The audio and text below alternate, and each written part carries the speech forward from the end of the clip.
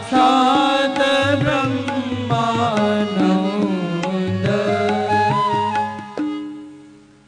गोपाल दास जी कहते हैं, आगे श्री गोसाई जी के प्रागट्य का कारण तो कहा, अब श्री वल्लभ के प्रागट्य का कारण कहना जो प्रारंभ करूं, तो श्री वल्लभ के प्रागट्य का कारण मैं कैसे कह पाऊं?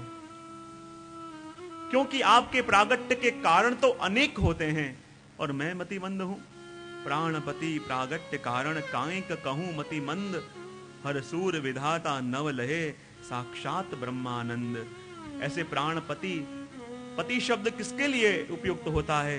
कि जो अपने प्राणों का रक्षण करे वो पति। और कहते हैं कि श्री वल्लभ आप तो इस देह का भी रक्षण करते हो और इस आत्मा का भी पोषण करते हो, इसलिए हमारे सच्चे प्राणपति तो आप हो। और ऐसे प्राणपति स्वरूप श्री वल्लभ के प्रागट्य का कारण मैं कैसे कह सकता हूं, मैं कैसे वर्णन करूं? क्योंकि आपके गुण अनंत हैं और मैं मतिमंद हूं।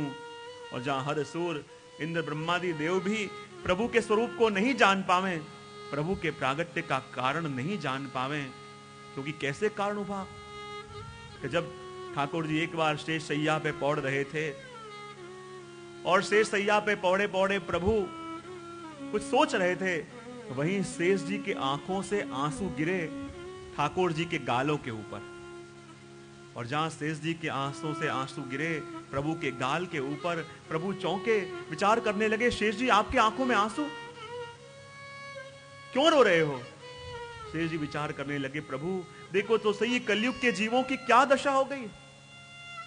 जो जीव प्रभु आपके हैं, आपके लिए भूतल पे आए हैं, आपकी सेवा के लिए आए हैं, देखो तो सही इस माया में फंस के, इस कली के प्रभाव से वो जीव प्रभु आपसे विमुख हो गए। और प्रभु आपसे विमुख हुए वो तो समझ में आया, पर प्रभु आपके मन से भी उनका स्मरण चला गया। क्योंकि जीव जब प्रभु से अलग होके आया, नित्य लीला में से अलग हुआ, चाहे प्रभु से अलग हुआ, पर प्रभु उस जीव को भूले नहीं थे, प्रभु उस जीव का स्मरण कर रहे थे। चाहे मुझसे अलग हुआ है, वो जीव मेरा है।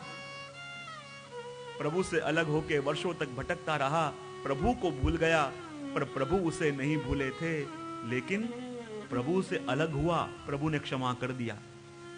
प्रभु को भूल गया, प्रभु ने क्षमा कर दिया, पर प्रभु का होकर वो जगत में दूसरों का होने गया, ये वस्तु प्रभु से सहन नहीं हुई और प्रभु उस जीव को भूल गए। प्रभु ने कहा तू मेरा होके मेरा नाम नहीं लेगा तो भी चलेगा, क्षमा कर दूंगा, भले मेरा तो है। तू मेरा होके चाहे मुझे भूल जाएगा तो भी मैं तुझे क्षमा कर दूंगा, मेरा तो है।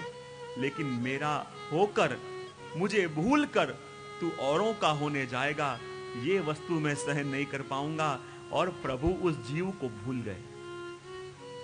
और जहां प्रभु उस जीव को भूल गए, कहते हैं चिंता हुई श्री वल्लभ को। वल्लभ विचार करने लगे, नित्य लीला के अंदर जो स्वरूप, तृतीयात्मक स्वरूप श्री वल्लभ का विचार करने लगे। जिस स्वरूप को, जिस जीव को प्रभु भूले, उस जीव को भवसागर में डूबते कौन बचावे? नहीं, प्रसंग प्रचलित है अपने वहां, राम राम लिख लिख के पत्थर पानी में गिरे, पत्थर पानी में तैरने लगे। प्रभु ने भी प्रयत्न किया और अपने हाथों से पत्थर लिया, राम लिखा, पत्थर पानी में डाला, डूब गया। फिर पत्थर उठाया, पानी में गिरा, पत्थर डूब गया। फिर पत्थर उठाया, पानी में गिरा, डूब गया। सबको चिंता होने लगी, चिंतित लग रहे थे। जब हनुमान जी से पूछा और हनुमान जी ने यही वस्तु बताई कि प्रभु आप चिंता क्यों कर रहे हो? प्रभु ने कहा लोगों ने मेरा नाम लिख लिख के पत्थर पानी में गिरे, पत्थर पानी में तैरने लगा, पूरा पुल बन गया। और जब स्वयं मैं अपने हाथों से पत्थर गिर रहा हूं तो पानी में क्यों डूब रहा है? हनुमान जी ने कहा प्रभु इसमें विचारने की बात क्या है? उन पत्थरों को तो आपके नाम का सहारा मिला, इसलिए भवसागर में तर गए। पर प्रभु जिस जीव को अपने से दूर करें, उसे भवसागर में डूबते कौन बचा सके? और प्रभु ये तो वो जीव हैं जिनको आपने अपने से दूर किया। ये तो वो जीव हैं प्रभु कि जिनको आप भूल गए। और जिन जीव को प्रभु आप भूल जाओ, उनको भवसागर में डूबते कौन बचा सके? हे प्रभु उनकी कैसे रक्षा हो? और आप कैसे हैं? तो कहें गाय श्रुति गुण रूप अहरनिश, धरी ध्यान विचार, आनंद रूप अनूप सुंदर, पामे नहीं कोई पार। वेद की ऋचाएं जो प्रभु के नित्य गुणगान गाती रहती हैं, जिस स्वरूप का गुणगान करती रहती हैं, ऐसा ही स्वरूप श्री वल्लभ का है।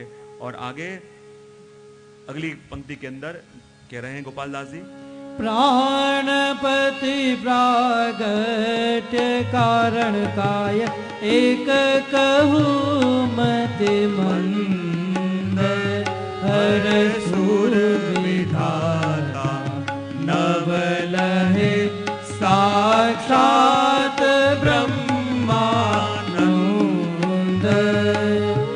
प्राणपति प्रागट्य कारण काय, एक कहूँ मति मंद, हर सुर विधाता नवल है, साक्षात ब्रह्मानंद।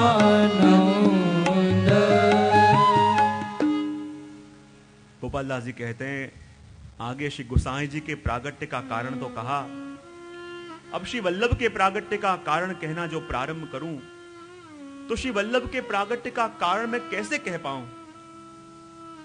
क्योंकि आपके प्रागट्य के कारण तो अनेक होते हैं और मैं मतिमंद हूं। प्राणपति प्रागट्य कारण कांक कहूं मतिमंद, हर सूर विधाता नव लहे, साक्षात ब्रह्मानंद। ऐसे प्राणपति, पति शब्द किसके लिए उपयुक्त होता है? कि जो अपने प्राणों का रक्षण करे वो पति। और कहते हैं कि श्री वल्लभ आप तो इस देह का भी रक्षण करते हो और इस आत्मा का भी पोषण करते हो, इसलिए हमारे सच्चे प्राणपति तो आप हो। और ऐसे प्राणपति स्वरूप श्री वल्लभ के प्रागट्य का कारण मैं कैसे कह सकता हूं, मैं कैसे वर्णन करूं? क्योंकि आपके गुण अनंत हैं और मैं मतिमंद हूं। और जहां हर सूर इंद्र ब्रह्मादि देव भी प्रभु के स्वरूप को नहीं जान पावे, प्रभु के प्रागट्य का कारण नहीं जान पावे, क्योंकि कैसे कारण हुआ कि जब ठाकुर जी एक बार शेष सैया पे पौड़ रहे थे और शेष सैया पे पौड़े पौड़े प्रभु कुछ सोच रहे थे, वहीं शेष जी के आंखों से आंसू गिरे ठाकुर जी के गालों के ऊपर। और जहां शेष जी के आंसू से आंसू गिरे प्रभु के गाल के ऊपर, प्रभु चौंके, विचार करने लगे, शेष जी आपकी आंखों में आंसू क्यों रो रहे हो? शेष जी विचार करने लगे, प्रभु देखो तो सही कलयुग के जीवों की क्या दशा हो गई। जो जीव प्रभु आपके हैं, आपके लिए भूतल पे आए हैं, आपकी सेवा के लिए आए हैं, देखो तो सही इस माया में फंस के, इस कली के प्रभाव से वो जीव प्रभु आपसे विमुख